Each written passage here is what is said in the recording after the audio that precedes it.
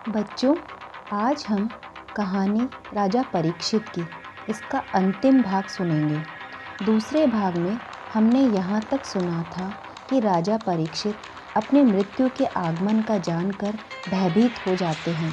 वे महल के चारों तरफ सुरक्षा पहरे लगवा देते हैं। फिर अपने गुरु से अपनी मोक्ष प्राप्ति का उपाय पूछते हैं। राजा परीक्षित कहते हैं, हे गुरुदेव, आप ही मेरा मार्गदर्शन करें कि मैं ऐसा क्या करूं जिससे मुझे मोक्ष की प्राप्ति हो। तब राजा परीक्षित के गुरु उन्हें समझाते हैं। वे कहते हैं, सुनो राजन, अब कलयुग आरंभ हो चुका है। कलयुग में केवल हरि नाम ही आधार है। कहते हैं, कलयुग केवल नाम आधारा, सुमिर सुमिर नर उतरहि पारा। तो आपको हरि नाम का ही निरंतर जप करना होगा एवं श्री वेद व्यास जी के पुत्र शुकदेव जी के पास जाकर उनके चरण पखारिए। उनसे प्रार्थना करिए कि वे आपको भागवत कथा का ज्ञान दें। उसके पश्चात राजा परीक्षित अपने पुत्र जन्मेजय को राजगद्दी पर बिठा देते हैं और स्वयं शुकदेव जी के आश्रम पहुंचते हैं और उन्हें सारी बात बताते हैं। तब राजा 7 दिनों तक शुकदेव जी से वहीं उनके आश्रम में ही भगवत गीता का ज्ञान सुनते हैं। वह निरंतर श्री हरि का जाप करते रहते हैं। भगवत ज्ञान की प्राप्ति होने के पश्चात राजा वापस अपने महल आ जाते हैं। अब उनके मन में मृत्यु का भय नहीं था, पर मृत्यु तो उनकी आज ही आनी निश्चित थी। यही श्रृंगी ऋषि का श्राप था। वहाँ महल में इतने कड़े पहरे थे कि एक चींटी भी उसमें बिना अनुमति के प्रवेश नहीं कर सकती थी। तभी उसी समय एक माली पुष्पों की एक टोकरी लेकर महल की तरफ आता है। वे पुष्प अत्यधिक सुंदर व सुगंधित थे। महल के द्वारपाल सारा निरीक्षण करके उसे राजा के पास भेज देते हैं। वह माली पुष्प लेकर राजा के सामने आता है और उन्हें वे पुष्प भेंट कर देता है।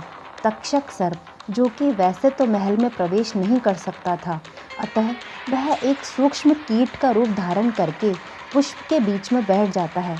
जैसे ही वह पुष्प राजा तक पहुंचते हैं, तक्षक अपना विशाल स्वरूप दिखाता है और इसी समय राजा परीक्षित को डस लेता है। तत्काल ही राजा परीक्षित की मृत्यु हो जाती है और वे मोक्ष को प्राप्त हो जाते हैं। उधर तक्षक सर्प अपना कार्य पूर्ण करके चला जाता है, परंतु जब यह बात राजा परीक्षित के पुत्र जन्मेजय को पता चलती है तो वह अत्यधिक क्रोध से भर जाते हैं और अपने पिता की मृत्यु का बदला लेने के लिए यह संकल्प लेते हैं कि मैं एक सर्प सत्र यज्ञ करूंगा, जिसमें पूरे संसार के नागों की आहुति दूंगा, जिससे नागों का समूल नाश हो जाएगा। यह विचार कर जन्मेजय यज्ञ करने लगते हैं और सर्पों के नामों की आहुतियाँ देते हैं। लाखों सर्प उस यज्ञ में आकर गिरने लगते हैं और भस्म होने लगते हैं।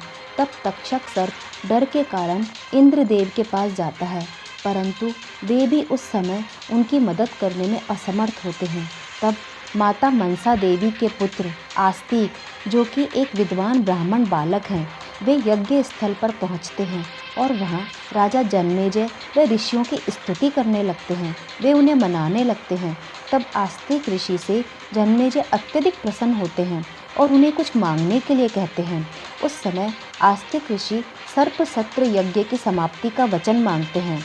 उनके कहते ही यज्ञ रोक दिया जाता है और इस प्रकार तक्षक सर्प के प्राण बचते हैं। बच्चों, उसके पश्चात न तो कोई ऐसा धर्मपरायण राजा पैदा हुए जो कि इस धर्म के पतन को रोक पाते और न ही कोई ऋषि मुनि हुए जो इस धर्म को पतन को रोकने का कारण बनते। अतः कलयुग आज अपने चरम पर है और अब फिर से सतयुग आएगा।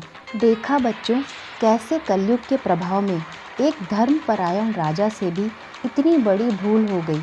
अतः हमें जब भी क्रोध आए, हमें सोच विचार कर ही क्रिया करनी चाहिए और क्रिया की प्रतिक्रिया देनी चाहिए। अच्छा बच्चों, अब यह कहानी यहीं पर समाप्त होती है।